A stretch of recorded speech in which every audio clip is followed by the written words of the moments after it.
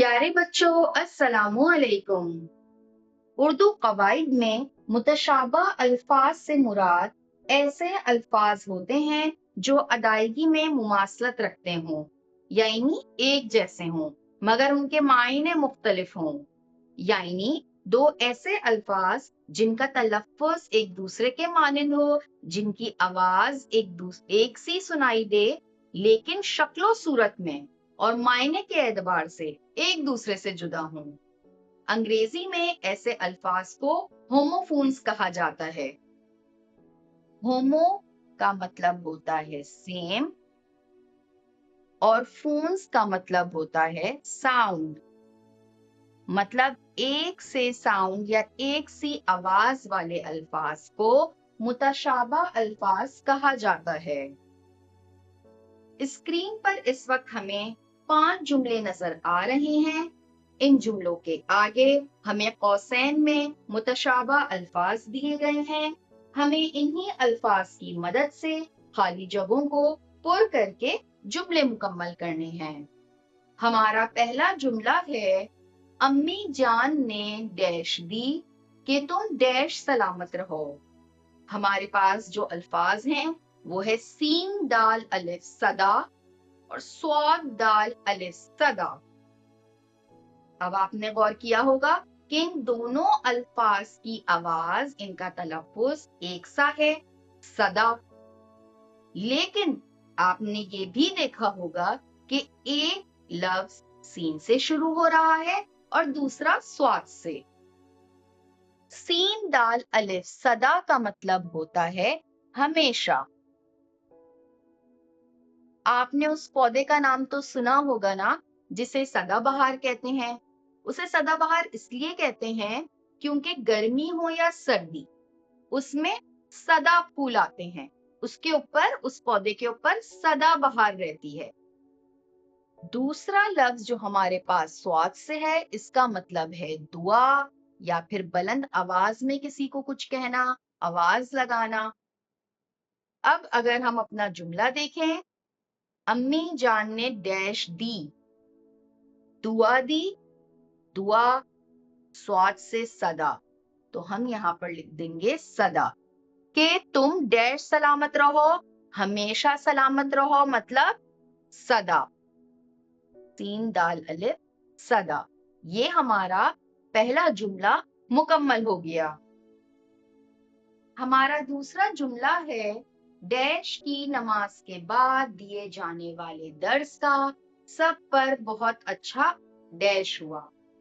अब क्योंकि हमें पता है कि पहले वाली डैश में जो खाली जगह है वहां पर एक नमाज का नाम आना है, तो हम अपने अल्फाज देख लेते हैं। इसमें आइन से असर है और अलिफ से असर है। हम सब ये बात जानते हैं कि आइन से असर एक नमाज का नाम है, तो हम बे में पहली खाली जगह में आइन से असर लिख देते हैं।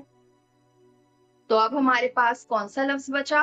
अलिफ से असर, मतलब इफेक्ट, असर। चलें, हमारा दूसरा जुमला भी मुकम्मल हो गया। अब हम अपना तीसरा जुमला देख लेते हैं। डैश आदमी ने परिंदों को डैश डाला। किस आदमी ने डाला? दाना आदमी ने या दाना आदमी ने? दाल अलिफ नून है दाना, जो मुर्गियों को, परिंदों को डाला जाता है। दाल अलिफ नून अलिफ दाना, मतलब वाइज, समझदार, अक्लमंद। तो परिंदों को अक्लमंद या दाना तो नहीं डाला जाता, ये तो एक सिफत है, तो ये एक आदमी से पहले ही आएगी। हमारा अगला जुमला है, इस डैश की शानो शौकत घर वालों की डैश को जाहिर करती है। अलिफ मीम अलिफ रेते इमारत या आइन मीम अलिफ रेते इमारत, कौन सी जगह पर आएगा? आइन से इमारत। इस इमारत की शानो शौकत घर वालों की इमारत को, मतलब अगर इस बिल्डिंग की शानो शौकत घर वालों की इमारत को जाहिर करती है। बिल्कुल दुरुस्त। तो इसलिए आइन से इमारत जो है वो हमारी पहली खाली जगह में आएगी और दूसरी खाली जगह में हमारे पास अलिफ से इमारत आएगा। तो आइए दुरुस्त अल्फाज से खाली जगह पुर कर देते हैं। यहाँ पर साथ साथ मैं आपको इम्तिहान पास करने की या कोई क्लास टेस्ट पास करने की एक छोटी सी ट्रिक बताती हूँ। फर्ज करें कि क्लास टेस्ट या इम्तिहान में इस सरगर्मी में कुछ ऐसे अल्फाज आ जाएं जिनके दुरुस्त मायने आपको मालूम ना हो, तो ऐसी सूरत में आप मतन के सियाक व सबाक से किसी एक लफ्ज के मायने अखज़ करने की कोशिश करें। मिसाल के तौर पर आपकी किताब के पिछले सरवरक पर पाकिस्तान का कौमी तराना दर्ज है। आप उसे पढ़ें। आप में से बहुत सौ को याद भी होगा। पाक सरजमीन शादबाद, कीश्वरे हसीन शादबाद, तू निशाने अज़्म आलीशान, अर्ज़े पाकिस्तान। अर्ज़े पाकिस्तान मतलब पाकिस्तान की जमीन, अर्ज मतलब जमीन। तो यहाँ पे क्या हो जाएगा, उस्ताद मोहतरम ने जमीन की अर्ज नापने का उसूल वाज़े किया।